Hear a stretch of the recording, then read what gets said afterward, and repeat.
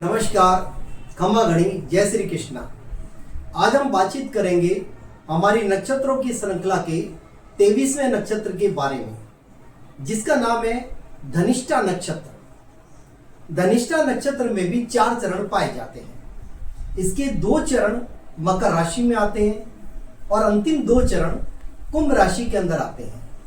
इस नक्षत्र के स्वामी होते हैं मंगल और इसके डेटी होते हैं अष्टवसु। ये 8 भाई हैं। इन 8 भाइयों में से आप लोगों को मैं बताना चाहूंगा कि इन सभी भाइयों की शक्ति इस नक्षत्र में विद्यमान होती है। ये जो नक्षत्र है इसका सिंबल होता है ड्रम। बजाने वाला जो ड्रम होता है वो इसका सिंबल होता है। इस नक्षत्र का एलिमेंट है आकाश, ईथर, जो सबसे ज्यादा व्यापक एलिमेंट है। अगर हम देखें इस नक्षत्र के जातक किस प्रकार के होते हैं, तो इस नक्षत्र के जातक मध्यम कट कादी वाले और लीन और थिन होते हैं। इनके चेहरे पर सुंदरता होती है, आकर्षण होता है और इनके अंदर बोलने की बहुत अच्छी क्षमता पाई जाती है। इस कारण से ये अपनी वाणी के द्वारा लोगों को प्रभावित कर लेते हैं और लोगों से सहानुभूति भी प्राप्त करते हैं।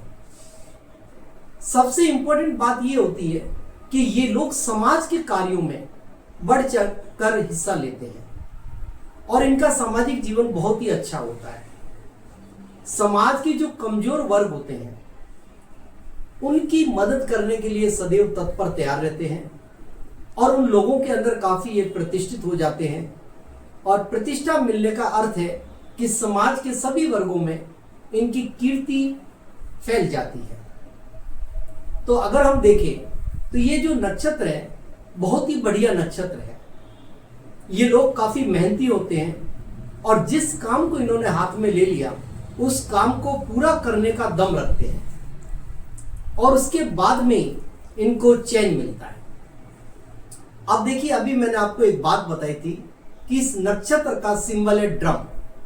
तो आप देखिए, ड्रम होने के कारण अक्सर मैंने देखा है कि इन लोगों के जो प्रोफेशन होते हैं वो पाए जाते हैं म्यूजिक में। या तो ये प्लेबैक म्यूजिक सिंगर हो सकते हैं, अच्छे म्यूजिशियन हो सकते हैं, ड्रम बजाने वाले हो सकते हैं, या कोई सीक्रेट कार्य कर सकते हैं, स्पाइंग का काम कर सकते हैं, एस्ट्रोलॉजर्स हो सकते हैं, अच्छे एडवोकेट हो सकते हैं क्योंकि बोलने की अद्भुत कला है इनके पास। इसके अलावा अगर ये चाहे तो सॉफ्टवेयर इंजीनियर वगैरह भी बन सकते हैं। तो धनिष्ठा नक्षत्र के जो लोग हैं उनका अक्सर देखने में आता है कि म्यूजिकल इंडस्ट्रीज से इनका काफी लगाव और जुड़ाव रहता है। अब हम बातचीत करते हैं इनकी कुछ बीमारियों के बारे में। तो देखिए, एक इंपॉर्टेंट बात तो ये आती है कि इनका स्वास्थ्य कभी अच्छा नहीं रहता। इनको सर्दी, जुकाम, बुखार कुछ ना कुछ समस्या चलती रहती है। एक बात तो ये, और दूसरी बात मैंने जो अनुभव करी है, इनकी बॉडी के अंदर हल्का फुल्का पेन भी लगा रहता है। तो हेल्थ वाइज अगर मैं देखूं तो कोई बहुत ज्यादा अच्छी नहीं रहती है। अब आते हैं इनके वैवाहिक जीवन के ऊपर। तो धनिष्ठा नक्षत्र के जो लोग होते हैं इनका वैवाहिक जीवन बहुत बढ़िया नहीं होता है। उसके पीछे मुख्य कारण क्या होता है कि इनका जो लाइफ पार्टनर होता है उसके सोचने का तरीका और काम करने का तरीका इनसे बिल्कुल भिन्न होता है। इसी कारण से इनके बीच में काफी डिफरेंस ऑफ ओपिनियन पाए जाते हैं। अब आती है इनके ससुराल पक्ष की बात। तो ससुराल से देखिए, इनको कोई बहुत ज्यादा फायदा नहीं मिलता है। एक सामान्य संबंध इनके ससुराल से बने रहते हैं, इससे ज्यादा कुछ भी नहीं। इन लोगों में सहानुभूति का अच्छा गुण पाया जाता है। ये लोग ईश्वर में और धर्म के अंदर काफी विश्वास करने वाले होते हैं, यानी ईश्वरीय कृपा इनके ऊपर बनी रहती है। अब देखिए, इन लोगों की एक सबसे बड़ी विशेषता यह है कि जिस प्रोजेक्ट को इन्होंने अपने हाथ में ले लिया उस प्रोजेक्ट को पूरा करने की क्षमता इनमें पाई जाती है। क्योंकि इनके अंदर जबरदस्त ऊर्जा होती है काम करने की।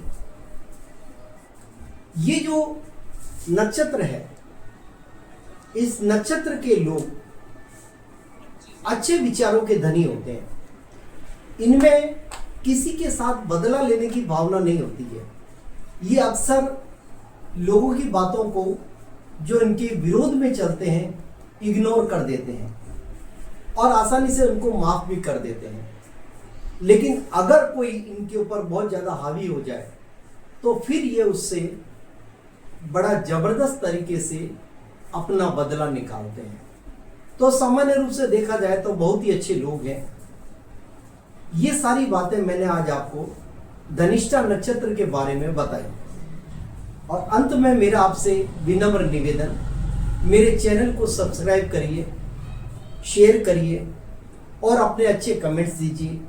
अगर आपको ज्योतिष संबंधी कोई समस्या आती है तो मेरे व्हाट्सएप नंबर नीचे दे रखे हैं, आप मुझसे निसंकोच संपर्क कर सकते हैं। धन्यवाद।